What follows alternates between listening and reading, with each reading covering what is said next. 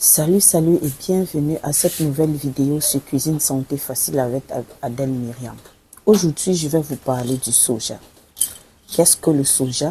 Le soja est une légumineuse. C'est une légumineuse un peu comme le haricot, les lentilles, les pois chiches, les pois cassés. Donc, sont les légumineuses. Qu'est-ce qui fait la particularité du soja? Parmi les légumineuses, le soja est l'une des légumineuses les plus riches en protéines. Le soja, même carrément, il est appelé l'aliment le plus riche en protéines. Pourquoi? Parce que sa contenance en acides aminés, parce que qui dit protéines dit acides aminés, est largement au-dessus même de certains produits d'origine animale. Parce que vous allez voir, pour 100 grammes de soja, vous allez compter 35 grammes de protéines. Par contre, dans le poisson, pour 100 grammes de poisson, on aura 18 grammes de protéines. Bon, excepté pour le poisson sec, parce que le poisson sec, pour 100 grammes de poisson sec, on aura 24, entre 24 et 63 grammes de protéines. Vous comprenez que ce soit normal, parce que si vous prenez le poids du poisson sec, en grammes, c'est normal que ça pèse plus. C'est qu'on prend le poisson, on fait sécher. Si on combine, on fait sécher, ça va toujours peser un peu plus, avoir plus de principes nutritifs, ça aura plus de protéines. Revenons, par exemple, aux œufs. Les œufs, pour 100 grammes d'œufs, on aura 14 grammes de protéines. Si on va dans les viandes, la viande, c'est 15 à 20 grammes, ça va dépendre des qualités des viandes. De protéines. Vous concluez donc avec moi que le soja est l'un des aliments les plus riches en protéines. Pas seulement en protéines, en fibres. Ces fibres qui sont très utiles pour notre digestion, pour la santé de notre tube digestif, pour notre microbiote.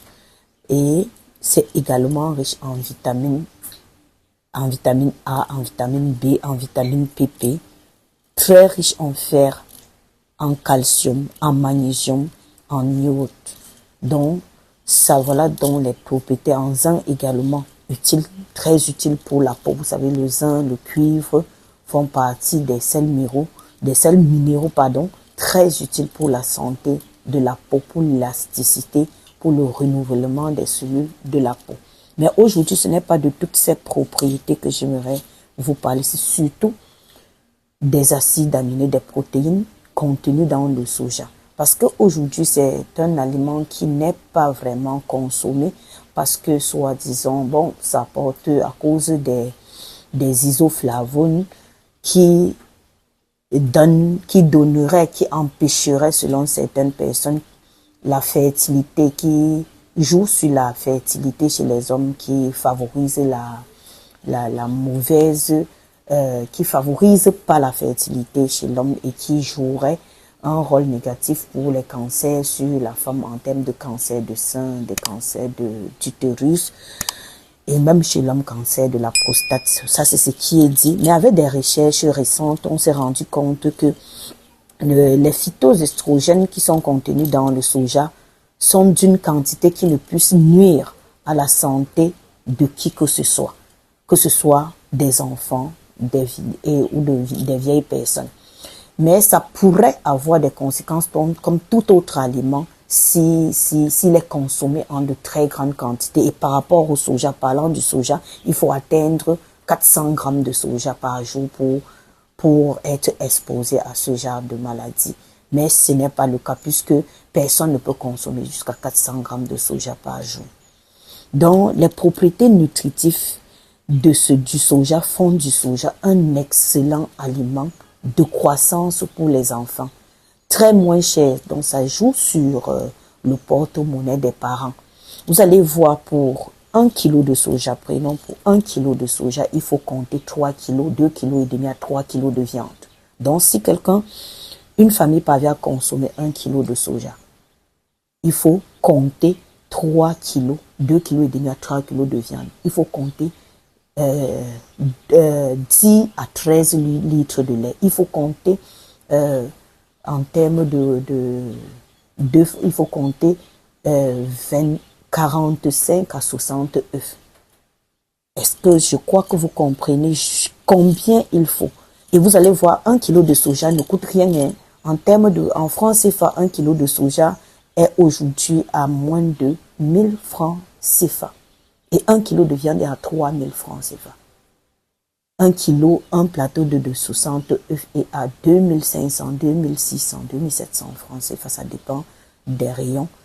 Et le poisson, n'en parlons plus parce que comme aujourd'hui, avec les difficultés qu'on a avec la viande, même le poisson est devenu trop cher. Donc, je préfère que les parents, moi je propose aux parents d'introduire dans l'alimentation de leurs enfants, même leur propre alimentation, parce que non seulement le soja est très bon pour le cerveau, parce que sa richesse en vitamines, sa richesse en protéines qui permet la fabrication, sa richesse en fer qui permet la fabrication des globules rouges, fait de ce soja non seulement un excellent aliment de croissance, de très bonne qualité, parce que composé de tous les principes, tous les acides aminés essentiels qu'on peut retrouver dans les œufs et en une très bonne quantité pour l'organisme, on ne peut pas rêver mieux.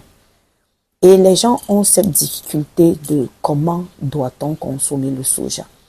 Pour consommer le soja et bénéficier de tous ces principes nutritifs, être épargné de ce problème d'acides phytiques et des isoflavones, il faut tremper le soja. Quand le soja est séché comme c'est là, quand c'est sec, il faut le tremper pendant 24 heures. Donc avant d'utiliser le soja séché, il faut laisser tremper pendant 24 heures.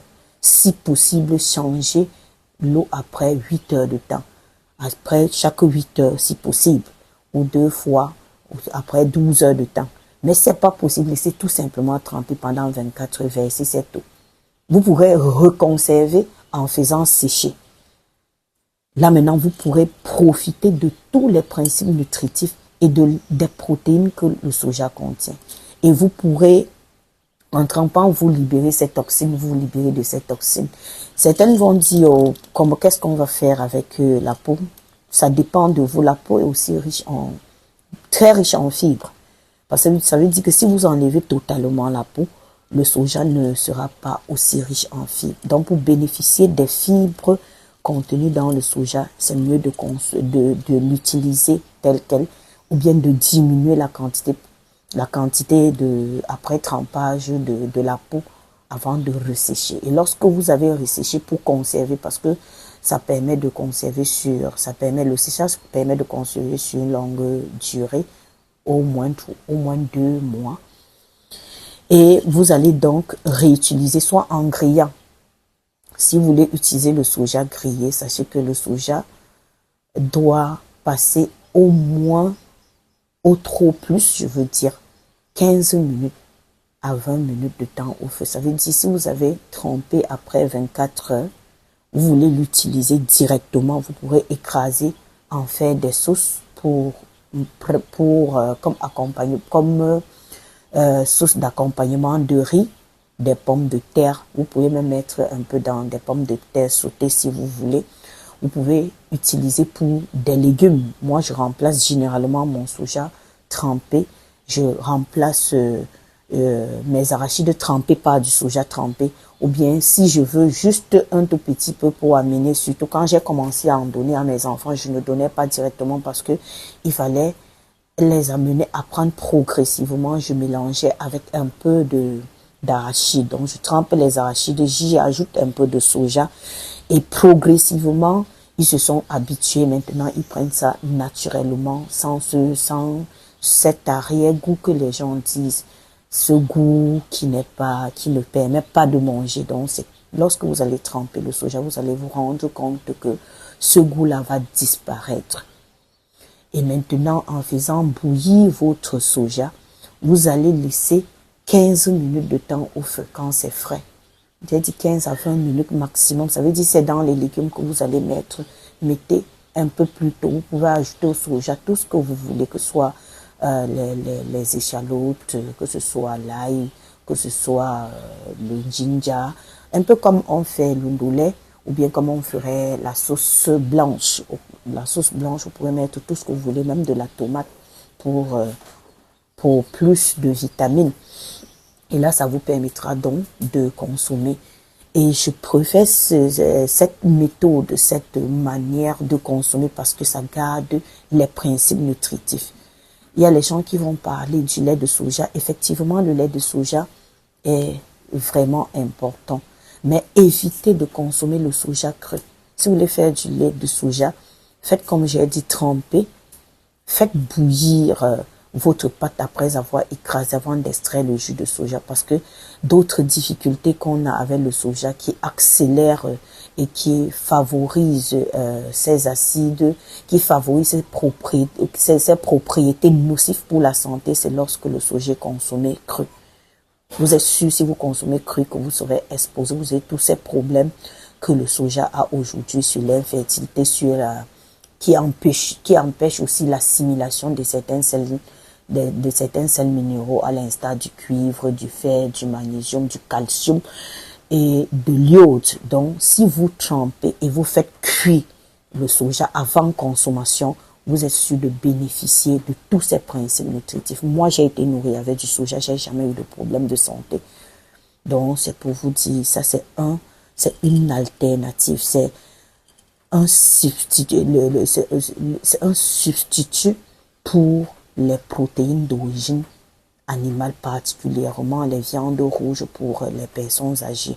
Donc, il faut vraiment introduire du soja dans l'alimentation de vos enfants pour bénéficier des principes nutritifs qui sont très importants pour la santé physique, pour le bon fonctionnement de leur organisme, pour leur meilleure croissance.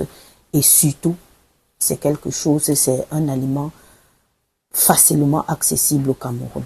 Facilement, parce qu'au Cameroun, actuellement, on trouve 1 kilo de soja à 600 francs CFA. C'est quand ça devient cher que ça peut atteindre maximum 1000 francs. C'est à 600, 500 francs CFA. Vous avez 1 kilo de soja. Et vous voyez quelle quantité de protéines le soja apporte. Essayez et dites-moi si vous avez aimé cette vidéo, si ça vous apporte des connaissances, ça vous permet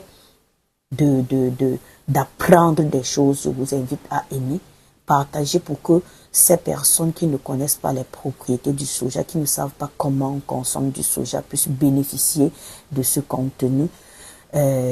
Abonnez-vous si vous n'êtes pas abonné à ma chaîne.